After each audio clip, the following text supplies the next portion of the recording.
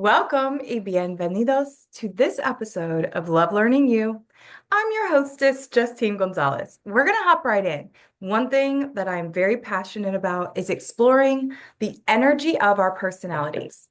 So, a few years back, I got the opportunity to be introduced to this very unique approach and framework for understanding the structure of the human personality. And if you follow Dr. Joe Dispenza's work at all, you know that our personality informs our reality. Our personality is our reality. And so in this particular model that is backed by 50 plus years of academic research at this point and has been used worldwide across, I think, over 30 countries, maybe 40 or 50. I'll link below. So if you want to know more about this, I'll put a link in the captions below. And I thank you again for being here. Okay, let's keep going though. Let me not get sidetracked. I'm going to introduce you to just a little bit of information about each of these energies because we all have these 6 different energies. That's right, there's 6 different energies within our unique personality structure. So each of us has, just like our brain has a unique design to it, our skeletal and muscular systems are all just who we are in our core. Our personality, it's actually starting to be formulated and we have a structure to it by the time we are 8 years old. And that is a set structure that actually tells us within these 6 energies, I'm going to tell you the names of each of them in this model. Within the names of these 6 energies, our bandwidth. So we have a bandwidth. If you imagine your unique personality as a house, that house has 6 floors. And you can take an elevator to any one of those floors any number of times a day. You can stay there for a long time, but you're going to have like your ground floor. That's going to be your go-to and who you really are at your core. So when I tell you the names and just a little bit of information, not the in-depth, everything psychological about all of it yet, we're going to do a series of different examinations of this. I want you to think through right away. You're probably going to hear something. What I'm going to give you is the name of that type of energy in your personality. And then I'm going to get into how you perceive the world and also give you some character strengths. So things to know about that type. So this is like your home base, your first floor, okay, elevator, ground floor, and then also just what resonates with you. So in the comments, as you hear these, I want you to comment which personality energy do you think is the strongest within your structure, your unique house that is called your personality. Okay, let me take a sip because we've been doing a lot of talking. Oh my goodness. I love carbonation. Does anybody else love carbonation? I just have to say that. I'm not doing an endorsement, although I love bubblers, but I'm not doing an.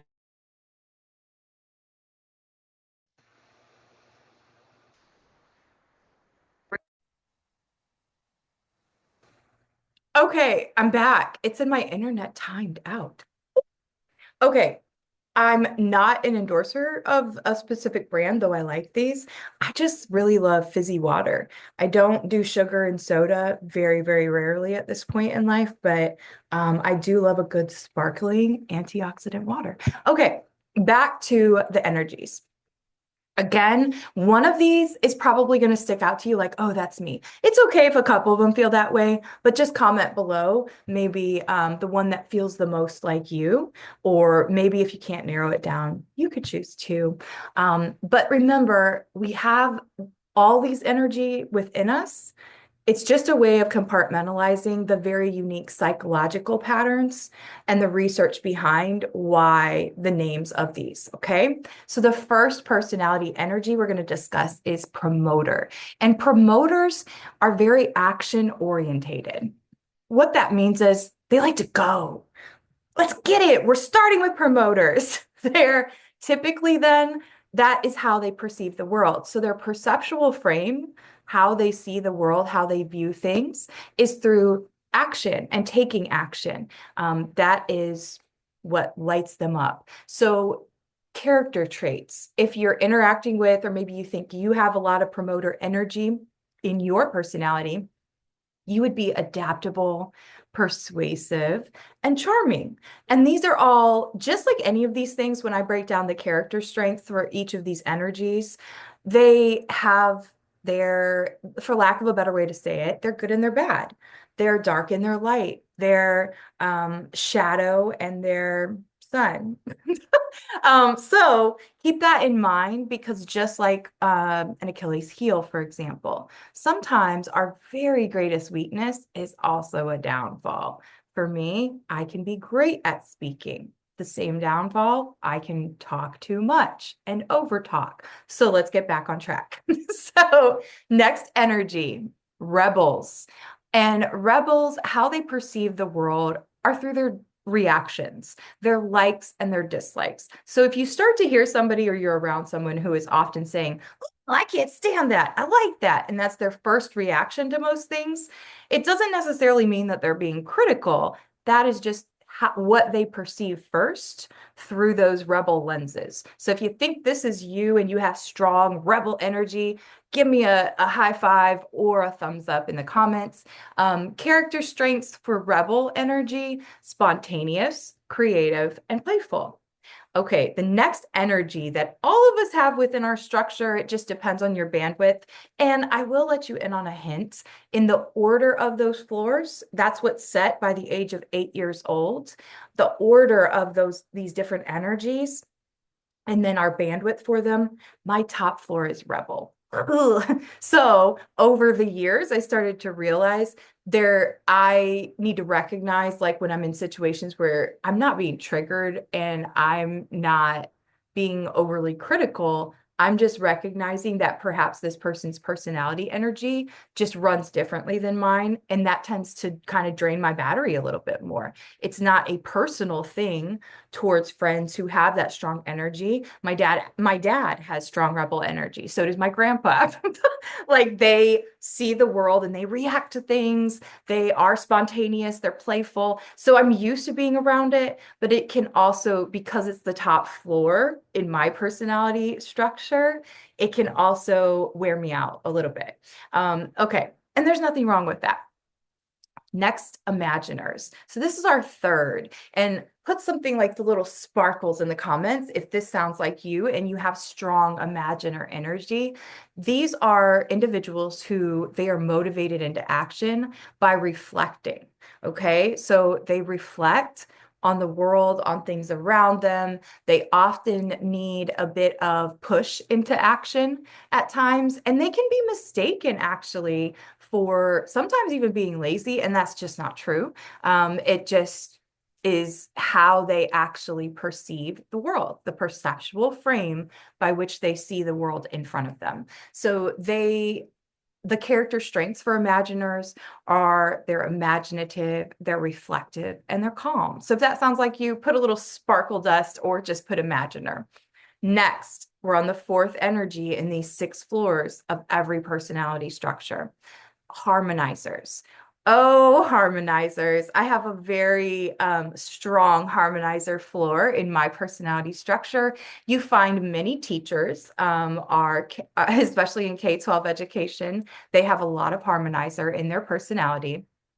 And we feel first. So those individuals who have strong harmonizer in their personality structure, they feel first, they take in things and people and situations by feeling. And the character strengths are sensitive, warm, and compassionate. So if that resonates with you, drop a heart below, or write harmonizer if that's sounding like you in the first way through which you view the world. So remember, our perceptual frame, these are the ways that we first see the world. And so far, we've learned promoters, they see the world through actions. Rebels, they see the world through reactions. Imaginers through reflections, and harmonizers through feelings. Okay, so those are just the perceptual frames or the perceptions. We also talked about some character strengths with these personality energies. And the fifth one is persister. This is my base personality. Kind of my home base, so to speak, or my base, the first floor of my personality structure. And we judge first. That's right. We assess a situation with judgment and we evaluate with our opinions. And so that again, we can look at, even though we all have this energy within us, we can look at these things as our superpower, or if we're not continuing to be healthy in how we respond to the distress in our lives, prolonged stressors, or even stress that's just new and being introduced to us and doesn't seem like a big deal, but if we don't get a handle on it, we can spiral. For any structure of personality that any one of us have on this earth, we are met with, we can use that for good or evil, so to speak. So when you hear these different things, and when I first was introduced to this model, I was a little bit like, well, am I that way? Oh, I am that way. But I was perceiving it by going, oof, is that good or bad? The best thing to do is to try not to label it's good or bad. It's just how you are at this point of life. And if there's things that you don't prefer to be like, then we work on healing those things and becoming healthier in those things. That's life. And we keep going. So the character strengths, if you have a large persister energy in your personality and you tend to judge things and evaluate with your opinions based on your own lived experiences, based on your own knowledge, they are dedicated, they're observant, and they're very conscientious. So those are the character strengths. Persister, put a little fist or a little finger. Uh-oh, that might get me in trouble with comments, but put that in the comments or write persister if that energy is resonating with you. We are often people who kind of stand up and fight for what we believe. Our beliefs are really important to us. And that is kind of what the traits that drive us are: our beliefs, our convictions, our opinions.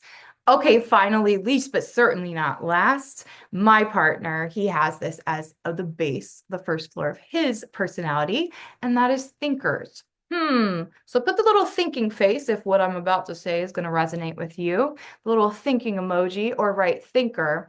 They think first. So in situations and how they perceive the world, they're going to process it and categorize things and people, and it's very analytical. Okay. It's going to filter through thoughts. It's very different than like a person who tends to filter through feelings. Very different in how we communicate, how we resolve conflict, how we bring ourselves out of distressing situations. It's almost as if we speak different languages. That's why this is so important. And when we don't understand ourselves and our patterns through these different types of lenses and can kind of get on the balcony to look at the dance floor of our life, then it can feel like, well, why am I struggling with this? Why am I still stressed about this? Why am I depressed about this? Why am I anxious about this? And this has been a tool that's helped me to really understand, okay, let's actually like depersonalize the situation, Justine, and then set aside your personality and look at the patterns of how you respond. So the character strengths, if you are a thinker, are that they are dedicated, they're responsible, they're logical, they're organized. Persister is very dedicated. That's actually a core for them. But thinkers and persisters are very similar in a lot of ways, actually, these last two that I mentioned. So if you didn't catch them all, go back or check out the little chapter highlights. And then there's a link below if you want to learn more about this model and me. I've just linked my overview page to get started. And I hope you stay tuned for more. I'm going to go in more in depth and put your questions in the comments below. There's so much more that I'm excited to share with you about this model called the process communication model. And again, just hit the link in my comments. And thanks for being here. Let's continue to get compassionately curious together. And thank you in this new year for all of our subscribers and followers across all of our platforms. I can only keep doing this because of you. And I just thank you for showing up for yourself. Okay, until next time.